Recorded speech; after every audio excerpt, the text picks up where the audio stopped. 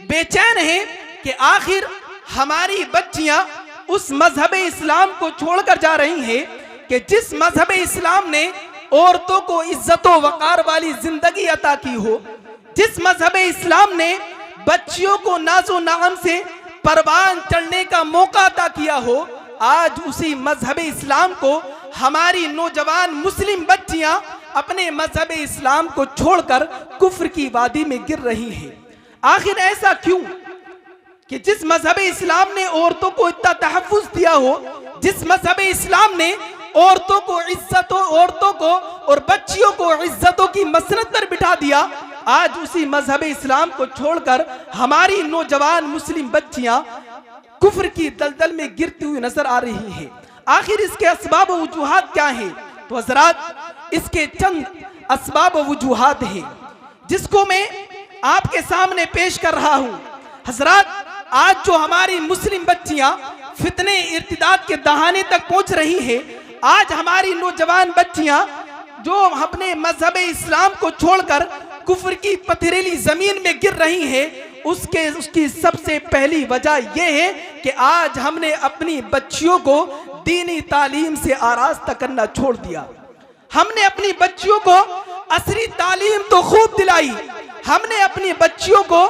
असरी तालीम के लिए, दुनियावी तालीम के लिए लाखों लाख रुपए खर्च किए, लेकिन हमने अपनी बच्चियों को इस्लाम नहीं पढ़ाया, हमने अपने बच्चियों को इस्लाम की तालीम नहीं दी। मैं ये दावे के साथ कह सकता हूं कि जो बच्चियां अब तक इर्तिदाद का शिकार हुई, अपने मजहब इस्लाम को छोड़कर जो कुफ्र की दलदल में गिर गई हैं, अगर उनके वालिदैन ने, उनके जिम्मेदार ने अगर उन बच्चियों को इस्लाम की तालीम दी होती, अगर उन बच्चियों को इस्लाम पढ़ाया होता, इस्लाम की तालीम से आरास्ता किया होता, तो वो हमारी बच्चियां इर्तिदाद का शिकार नहीं होती, अपने मजहब को तब्दील करके वो कुफ्र की दलदल में हरगिज़ नहीं गिरती। बल्कि अगर उन्होंने इस्लाम पढ़ा होता, इस्लाम की तालीम से आरास्ता होती, उन्होंने सीरत उम्महातुल मोमिनीन को पढ़ा होता, उन्होंने हजरत सैयदा ज़ैनब के किरदार और अमल का मुताला किया होता, उन्होंने सैयदा फातिमातुज़ ज़हरा की जिंदगी का मुताला किया होता, उनकी सीरत को पढ़ा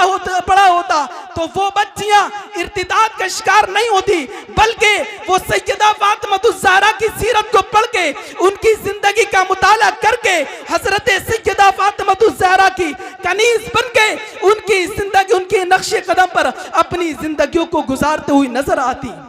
लेकिन हमने अपनी बच्चियों को दीनी तालीम से आरास्ता नहीं किया, जिसकी वजह से आज हमारी न जाने हजारों बच्चियां इर्तिदाद का शिकार हुई और वो कुफ्र की दलदल में गिर गईं और उन्होंने दूसरे मजहब में जाकर अपनी शादियां रचा ली। मैं आपसे ये कहना चाहता हूं कि अगर आप अपनी बच्चियों को फितने इर्तिदाद से बचाना चाहते हो, तो अपनी बच्चियों को दीनी तालीम से आरास्ता जरूर करो, असरी तालीम दिलाओ या ना दिलाओ, लेकिन उनका रिश्ता दीनी तालीम से मजबूत रखो। और दूसरी वजह, आज जो हमारी मुस्लिम बच्चियां फितरे इर्तिदाद के दहाने तक जा रही है, उसकी दूसरी वजह यह है कि जिसको इलेक्ट्रॉनिक मीडिया और प्रिंट मीडिया पर बार बार दोहराया भी जाता है कि इंतहाई शरपसंद कट्टर हिंदुत्व के हामी लीडर्स, यानी गैर मुस्लिम लोगों की जो तंजीमें हैं, उनके जो लीडर हैं, उनके जो रहनुमा हैं, उन्होंने गैर मुस्लिम लड़कों को ये तरबियत दे रहे हैं, वो ये तालीम दे रहे हैं कि किसी ना किसी तरीके से वो नौजवान गैर मुस्लिम लड़के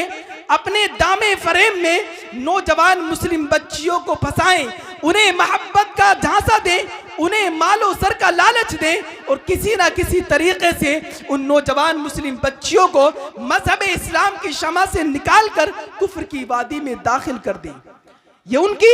बाकायदा तंजीमों के जो रहनुमा हैं, वो बाकायदा गैर मुस्लिम लड़कों को ये तालीम दे रहे हैं। ज़रात, अगर हम अपनी बच्चियों को फितने इर्तिदाद के शिकार होने से बचाना चाहते हैं, तो पहले हमें अपनी बच्चियों को दीनी तालीम से आरास्ता करना होगा और हमें अपनी बच्चियों को इस बात से आगाह करना होगा कि अगर कोई गैर मुस्लिम लड़का हमारी किसी मुस्लिम बहन से, हमारी किसी मुस्लिम बच्ची से ताल्लुक करना चाहता है, राब्ता करना चाहता है, मोहब्बत का झांसा देता है और मालो सर का लालच देता है, तो हमें अपनी बच्चियों को आगाह करना होगा वो मोहब्बत नहीं है, बल्कि एक साजिश के तहत तुम्हें इस्लाम की शमा से निकालकर कुफ्र की वादी में ढकेलना चाहता है।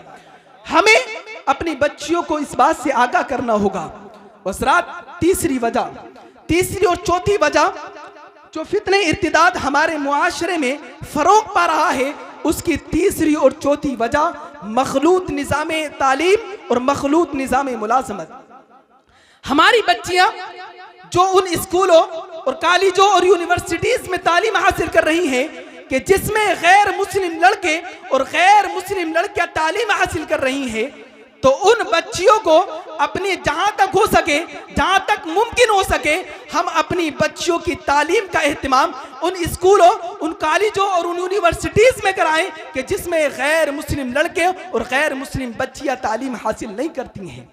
इसलिए कि अगर हमारी बच्चियां उन इदारों में, उन स्कूलों में, उन कॉलेजों में, उन यूनिवर्सिटीज में तालीम हासिल करेंगी कि जिसमें गैर मुस्लिम लड़के तालीम हासिल करते हैं, तो फिर ये होगा कि एहतियात खत्म हो जाएगी, बातचीत का सिलसिला खत्म, बातचीत का सिलसिला शुरू होगा और वो बातचीत मोहब्बत का रूप लेकर हमारी बच्चियों को फिर अपने मजहब इस्लाम से निकालकर कुफ्र की वादी में ढकेल देगी।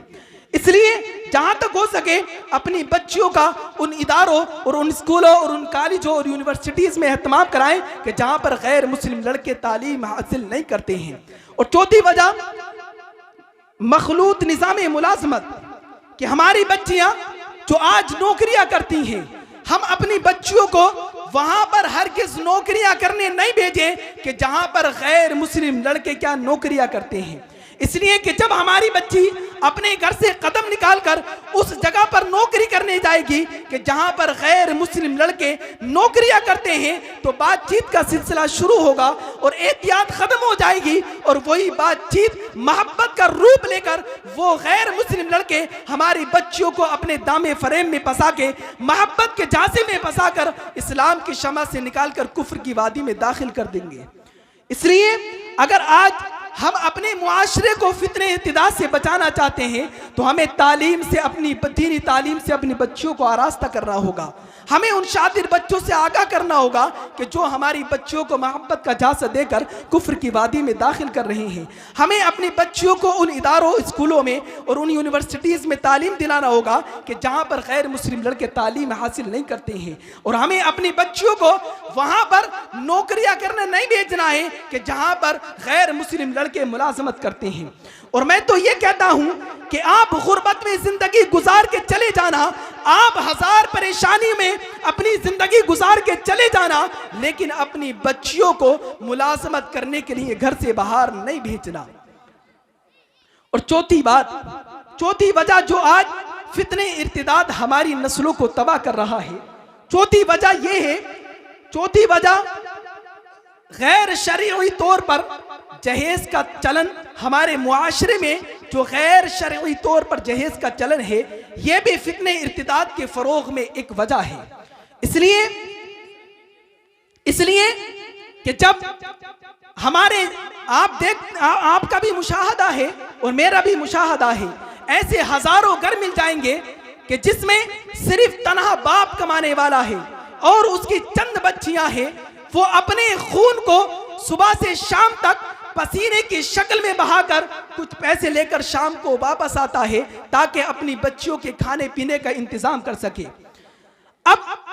उस बाप के पास सिर्फ इतना कमाता है कि जो अपने घर का खर्च चलाता है।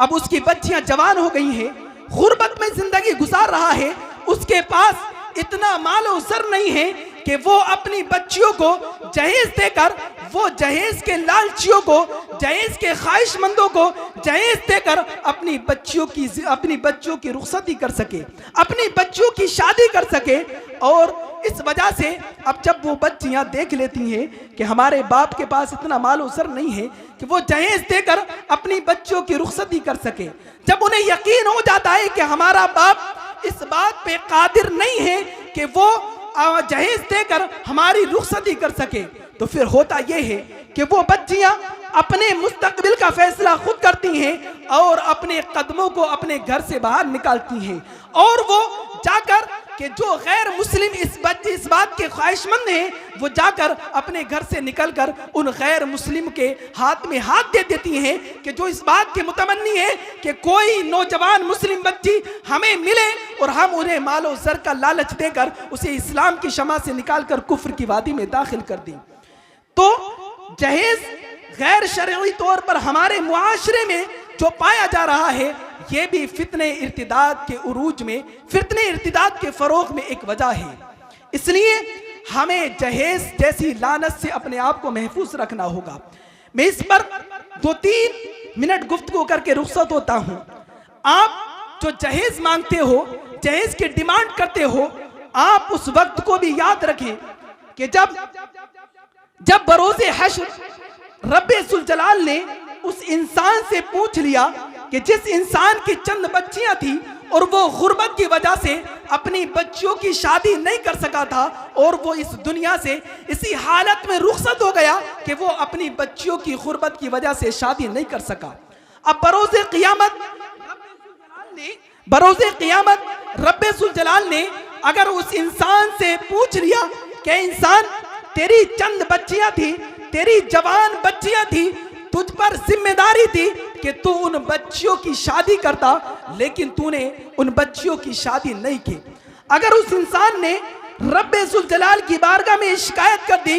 ऐ रब्बे कदीर, मैं इस बात का मुतमन्नी था, मैं इस बात का ख्वाहिशमंद था कि मैं अपनी बच्चियों की रुखसती करूं, मैं अपनी बच्चियों के मुस्तकबिल को रोशन करूं, लेकिन मौला करीम मुझ पर इतना मालो ज़र नहीं था कि मैं जहेज के ख्वाहिशमंदों को, मैं जहेज के लालचियों को जहेज देकर अपनी बच्चियों की रुखसती कर सकूं। ऐ मौला करीम, मैं इस वजह से अपनी बच्चियों की रुखसती नहीं कर सका कि मेरे पास इतना मालो ज़र नहीं था। अब मुझे बताओ, अगर रब्बे जुल जलाल ने उस इंसान की शिकायत पर उन तमाम लोगों से मुंह फेर लिया कि जो आज जहेज की डिमांड करते हैं, जो तरह तरह की मांगे करते हैं, अगर बरोज़े हश्र में अल्लाह रब्बुल इज़्ज़त ने उस इंसान से अपनी नजर करम को फेर लिया, तो फिर तुम्हें ऐसे आलम में, नफ्सी के आलम में, फिर तुम्हारा कौन हामी और मददगार होगा। इसलिए मेरे अजीजों, अगर हम अपने आप को, अपने मुआशरे को फितने इर्तिदाद से बचाना चाहते हैं तो हमें इन तमाम बातों का ख्याल करना होगा। मैं अपनी ख़वातीन से भी मुखातब हूँ और तमाम हाज़रीन से मुखातब हूँ कि इन तमाम बातों का ख्याल रखें कि अपनी बच्चियों को दीनी तालीम से आरास्ता कर दें और उन तमाम बच्चों से अपनी बच्चियों को आगाह करते हैं कि जो हमारी बच्चियों को मोहब्बत का झांसा देकर आज इस्लाम की शमा से निकालकर कुफ्र की वादी में दाखिल कर रहे हैं, और जहाँ तक मुमकिन हो सके हम उनका एहतमाम उन इदारों और उन स्कूलों और उनकी कॉलेजों में और उन यूनिवर्सिटीज़ में कराएं कि जहाँ पर गैर मुस्लिम बच्चे तालीम हासिल नहीं करते हैं, और हम अपनी बच्चियों को नौकरी के लिए नहीं भेजें और जहेज जैसी लानत से भी अपने आप को निकालें।